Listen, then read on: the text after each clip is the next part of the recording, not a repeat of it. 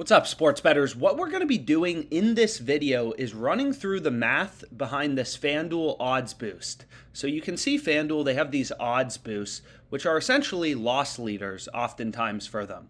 It's a promo they offer to try to keep you hooked, right? To try to keep you coming back to their platform.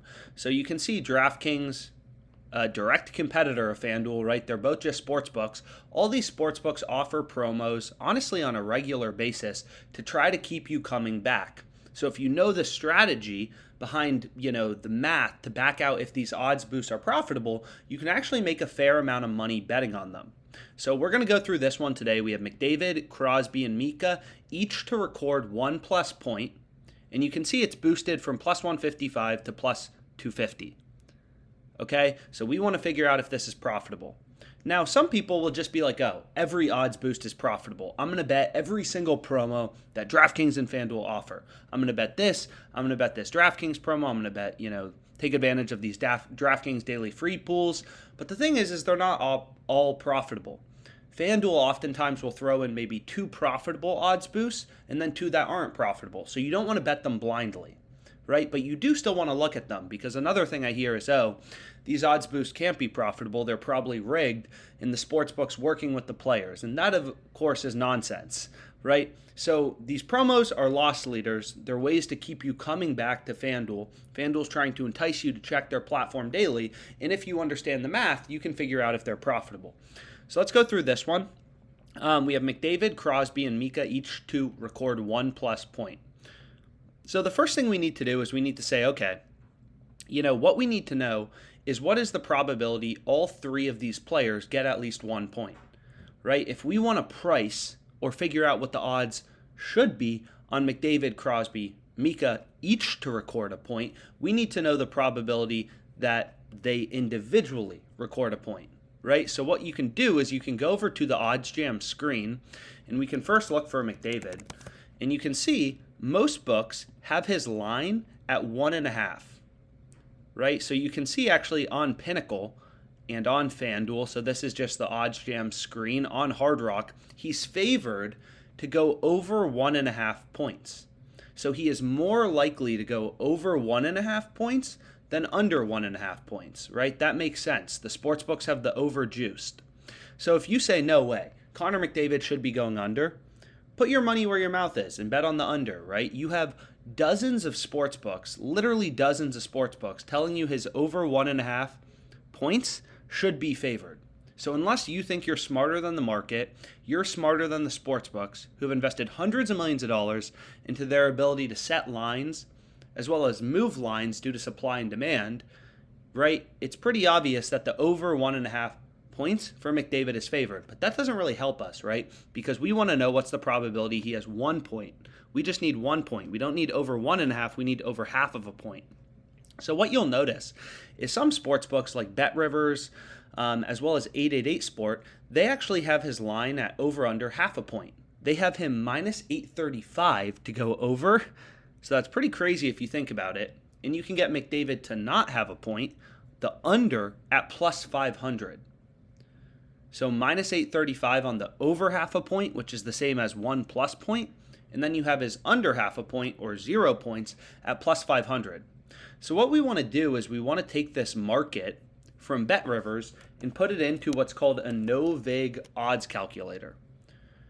So what this calculator will do is it essentially takes a sportsbook market, removes the vig, the juice, the spread that sportsbooks are baking into their market, and tells you the win probability for your bet, right? So essentially, according to BetRivers market, because they have the over at minus 835 for him to have 1+ point, and they have the under at plus 500, McDavid is 84.27% to have at least 1 point, right? So that's our estimated win probability for Connor McDavid. So essentially all this calculator does, right, is it takes a sportsbook's market and converts it into win probabilities.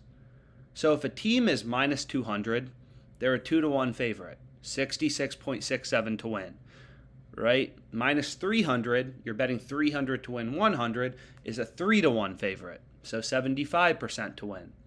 So all this calculator is doing is essentially taking the sportsbook's market and telling you, hey, this is the probability McDavid, gets at least 1 point. Now, what you're going to notice is most sports books, let's say we take FanDuel's market, they have his over 1.5 at minus 168 and his under at plus 132. So the over 1.5 is obviously less likely for McDavid than over half of a point. His over 1.5 is less likely, right? So what you're going to notice is for him to have over 1.5 points, he's 59.26%, and that's according to FanDuel's market. Right? FanDuel's market. So FanDuel's model, the sophisticated sports books, they've invested hundreds of millions of dollars into their ability to set lines. They have the over favored around minus 168. So what that means is McDavid is roughly 60%, 59% to go over 1.5 points. So if you think about it, McDavid is 59.26% according to FanDuel to go over 1.5 points. According to BetRivers, for over half of a point, he's 84.27%. So McDavid to have exactly 1 point would be, you just subtract these numbers. He's about 25% to have exactly 1 point tonight. But regardless, so next we want to go on to Crosby. Okay, so what we can do is we can pull up Crosby. So Crosby is less favored than McDavid, to go over. I did not mean to do that. He is less favored than McDavid to go over half of a point or to have at least 1 point. So all these players will have different probabilities, right? Connor McDavid is very likely to have at least 1 point. So let's go back here, and then we want to go to Crosby. And you can see he's minus 242, plus 169 on the odds jam column, which is just real-time odds from Pinnacle, a very sharp offshore sports book, Pinnacle. So minus 242, plus 169, that's the market on Pinnacle. So minus 242 plus 169. So what we can do is we can put that into a no vig odds calculator. And again, this calculator will strip out the vig and tell you, hey, Crosby is 65.56% to go over half of a point or to have 1 plus point. He's 65.56%, right? So again, we're just taking sportsbook markets, which again, these sportsbooks invest hundreds of millions of dollars into their ability to set lines. Right? Their models are pretty good. So they give you a very accurate representation of what the true win probability should be. And you can imagine if Crosby, let's say, should be 80%, which would be a 4-1 favorite, right? Minus 400. If Crosby should be 80% to have a point tonight, sports bettors already would have taken advantage. He'd already be there, right? Sports bettors already would have bet this from minus 225 to minus 400. Sportsbook markets are a function of supply and demand. If the average sharp bettor, right, all the sharp bettors running their sophisticated models, the syndicates, if they thought Crosby was 80% to have a point tonight, they'd all be hammering these lines at minus 225, which are implying roughly 65%. If sharp bettors thought he was 80% to get a point, they'd be hitting it, right? And you'd see the odds change from maybe minus 242 to minus 280, then minus 300, minus 320. But long story short, that's the second play we're going to go with, is Crosby, right? So we have 65.56%. He's less likely than McDavid. And what you'll also notice is all the sports books are pretty aligned, right? Pinnacle, they have it minus 242, so they're a little more bullish on the over than, let's say, DraftKings, right? DraftKings only has the over at minus 215. So if we put in DraftKings market, minus 215 plus 175, if we put in DraftKings market into this no vig calculator, DraftKings, their model, is telling us McDavid is 65.24%. So just slightly lower, but roughly in line with Pinnacle, right? So all these sports books are basically in line that Crosby should be minus 225, minus 250-ish to have a point, right? Heavily favored, over a 2-1 favorite.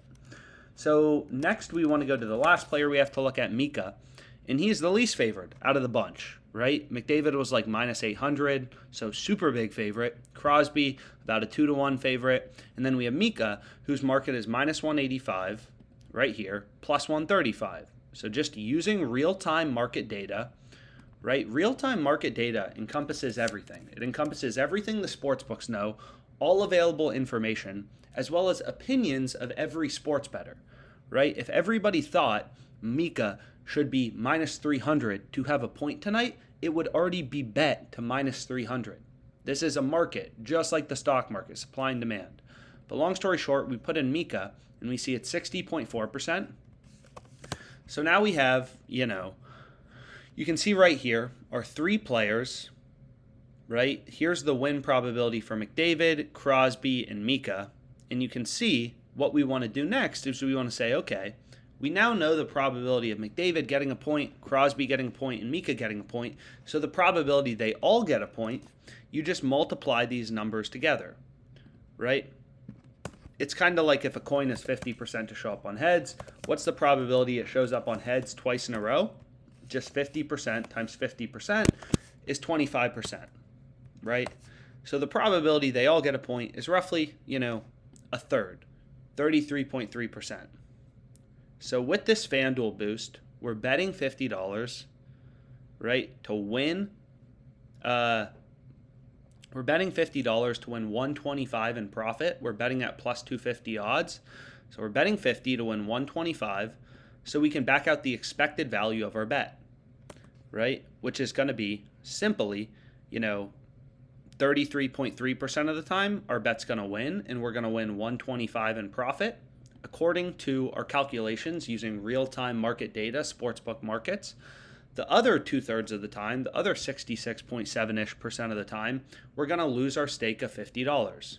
So 33.3% of the time, we're winning 125. The other 66.67% of the time, we're losing our stake of $50. So our expected value is $8 on a $50 wager, which means our edge or profit margin or ROI, so there's a bunch of terms you can use, is just going to be 8 divided by 50. Right? We have a 16.8% profit margin on this FanDuel boost.